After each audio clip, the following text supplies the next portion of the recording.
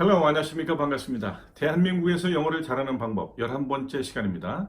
이번 시간은 여러분이 영어 공부를 하시면서 즐겨 활용하시는 드라마 있죠? 드라마 TV 시리즈입니다. 미드를 통해서 영어 공부하는 방법 어떻게 하면 좋을까 하는 말씀을 좀 드려보고자 합니다. 정답은 없습니다.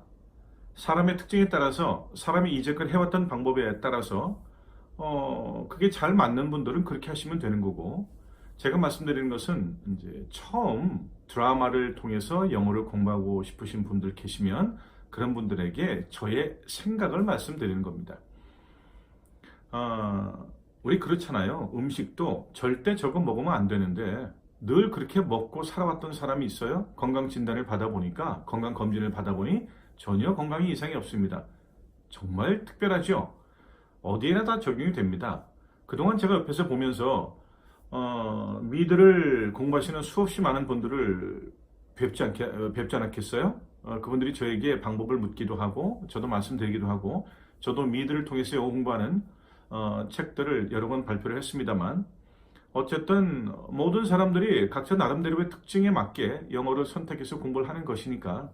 그런데 어떻게 공부하든 중요한 포인트는 꼭 잊지 말아야지요. 그죠? 제가 대학교 다닐 때는 꼭 그 타임반이라는 게 있었어요. 타임반. 그러신 분들 많이 계실 겁니다. 지금도 당연히 세계 최고의 주간제라고, 시사주간제라고 말씀드릴 수 있는 타임지가, 제가 대학교를 다닐 때는 뭐 그냥 대학생들은 누구나 다 들고 다녀야 되는, 보지 않아도 들고 다녀야 되는 그런 잡지로 되어 있었습니다. 어느 대학이나 다 타임반이 있었고요. 1학년 때 그 타임반에 들어가면 4학년 선배들이 그 타임반에 지휘자가 되어서 후배들을 과제를 주고 후배들에게 영어를 가르치고 했었습니다. 그러면 뭐 1, 2학년 후배들은 정말 선배를 하늘 보듯이 바라보고 영어 정말 끝내주기 잘한다라고 생각을 하곤 했었죠. 그런데 나중에 보니까 그렇지 않더라는 거죠. 뭐가 그렇지 않느냐? 한두 해 더 일찍 그것을 시작했다고 해서 그것을 뛰어나게 잘할 수는 없다라는 거죠. 그래서 그 사람이 가르칠 수 있는 입장은 아니더라는 거죠. 문제는요, 가르치는 사람이 필요하다는 것인데, 왜요? 자, 본론으로 들어가서 드라마를 가지고 공부를 한다는 것은 혼자는 완전히 불가능합니다. 그럼 어떻게 하겠어요? 그 어려운 드라마를 가지고 어떻게 혼자 공부하겠어요? 누군가 지도해주는 사람이 있어야 합니다. 그런데 그 지도자의 지도력이 굉장히 뛰어나야 된다는 것이죠. 같은 수준의, 또는 나보다 조금 나은 수준의 사람들이 내 앞에서 영어는 이래야 된다, 이렇게 연습하자, 뭐 얘기하는 것이 그다지 정확도가 높지 않기 때문에 나 자신에게는, 영어를 드라마를 통해서 제대로 공부하고자 하는 나 자신에게는 그닥 도움이 되지 않을 거라는 겁니다. 어차피 혼자 해야 되는 것인데, 자, 나보다 월등하게 잘하는 누가 필요하다는 겁니다. 제가 드리고 싶은 말씀은요,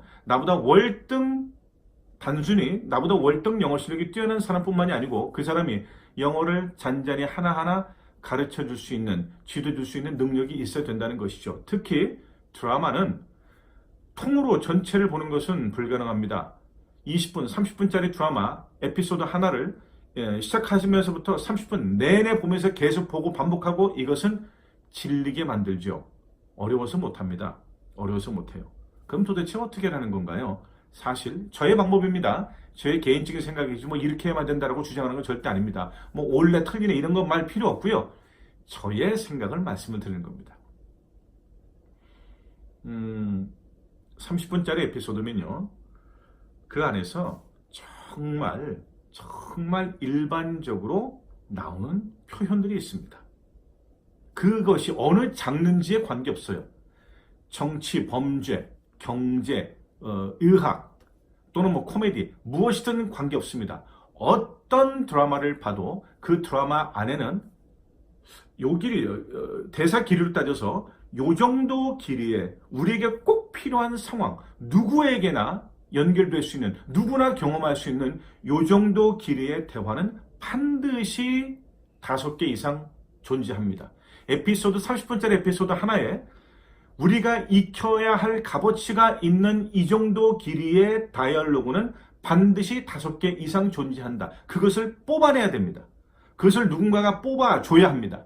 그래서 그 뽑힌 대사를 옆에서 구현하는 배우들, 탤런트들, 이런 사람들의 발음과 표정과 자세와 이런 것들을 같이 보면서 정확하게 이해를 해야 됩니다. 정확하게 이해하는 데 필요한 사람이 바로 지도자입니다. 리더입니다. 그 그룹의 리더입니다.